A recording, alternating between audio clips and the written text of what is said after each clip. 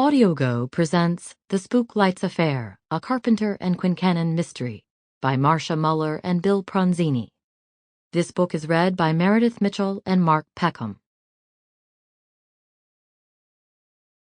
For Mark Terry and Debbie Walensky, who live now where Carville by the Sea used to be. 1. Sabina. The main salon in the home atop San Francisco's Sutro Heights was ablaze with electric light from several ornate crystal chandeliers.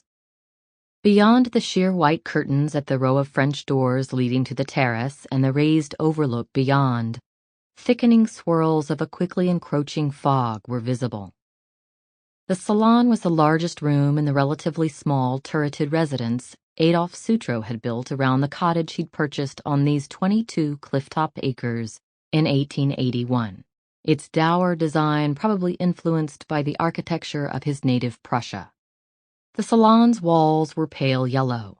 The gowns of the buds, debutantes newly released into adult society, reflected all the hues of spring. Sabina stood near the French doors, envying the buds' attire. Her own gown, a green crepe loaned to her by her society cousin, Callie French, seemed staid in comparison to the peau de soie and taffetas and chiffons and satins of the younger women. But she was here at the Sutro home on business, not to display her sense of fashion. Young and older women and their escorts whirled around the polished floor to the music supplied by a 5-piece orchestra. Adolphe Sutro himself, king of the Comstock Lode and the city's new Populist Party mayor, sat in an ornately carved chair near the musicians, smiling benignly at his guests. With his bushy mutton-chop whiskers and swooping mustache, his considerable girth and fine clothing, he resembled a monarch surveying his loyal subjects. Sabina returned her gaze to the object of her surveillance. Virginia St. Ives, 18-year-old daughter of Joseph and Margaret St. Ives, prominent members of San Francisco society.